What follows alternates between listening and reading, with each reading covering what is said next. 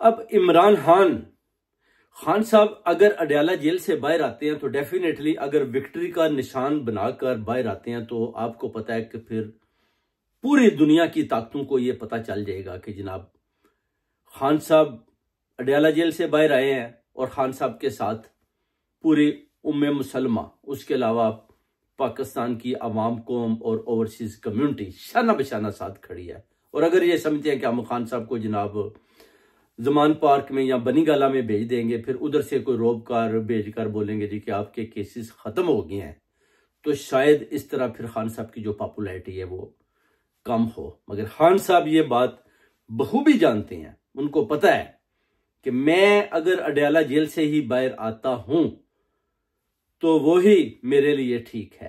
क्योंकि मैं इस तरह अगर बोलूं जी ठीक है जी मुझे आप जुमान पार्क भेज दें या मुझे बनी गाला में भेज दें, तो मैं उधर से ठीक है जी आप मुझे हाउस अरेस्ट कर लें, तो फिर जो मेरी कौम ने कुर्बानी मेरे लिए दी है, जो शहादतें डी चौक में हुई हैं, वो कहते हैं उनकी जिम्मेदारी तो मैं लेता हूं, कभी माफ नहीं करूंगा उन लोगों को।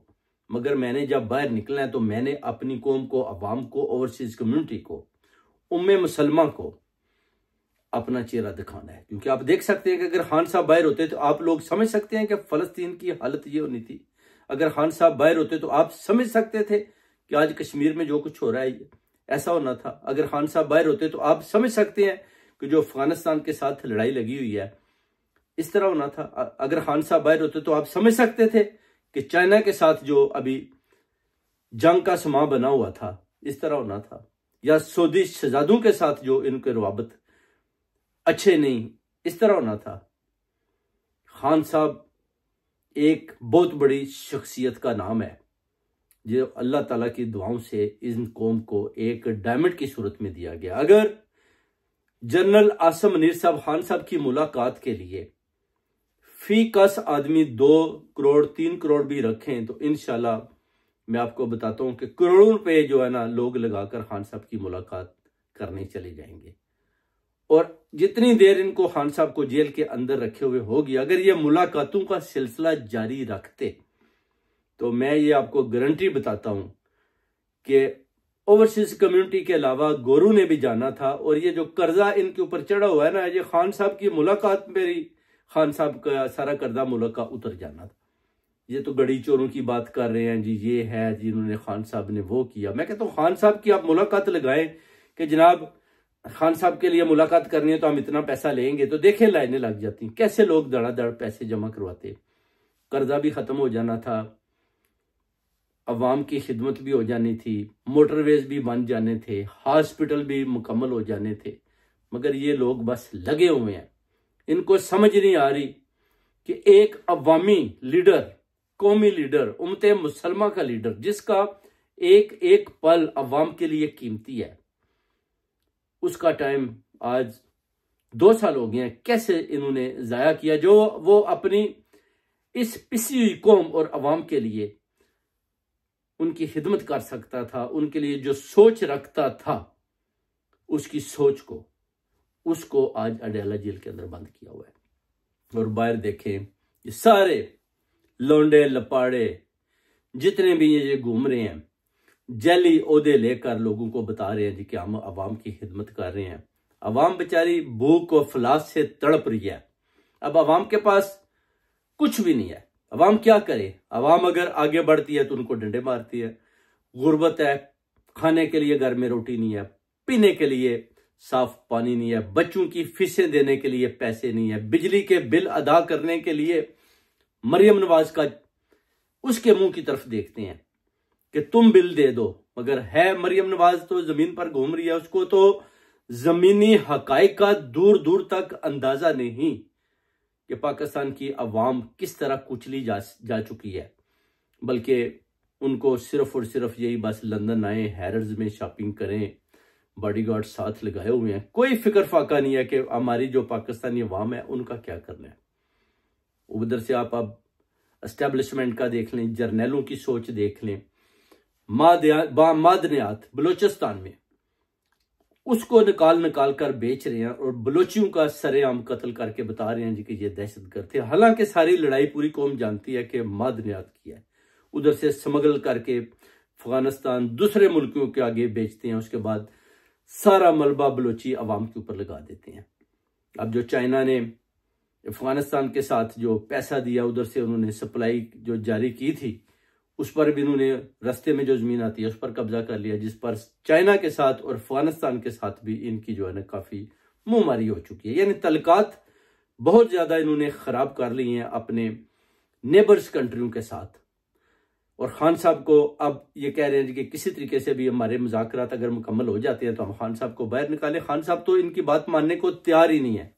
उन्होंने शुरू से ही इनको जवाब दे दिया कि भाई अगर आप मुल्क की खिदमत कर सकते हो तो आप मुझे अपनी स्ट्रेटजी बता दें कि आप किस तरह और कैसे मुल्क की खिदमत करेंगे, तो मैं पीछे हट जाता हूँ। अगर आप खिदमत नहीं करेंगे, यही सिलसिला जारी रखेंगे, जबर जुल्म फस्तायत और ये जो माफिया आपने ऊपर बिठा रखा है, इनको पीछे नहीं हटाएंगे और मेरा मैंडेट वापस नहीं देंगे, और जो आपने डी चौक में शहादतें की हैं उनको इंसाफ नहीं देंगे, तो मैं पीछे नहीं हटूंगा।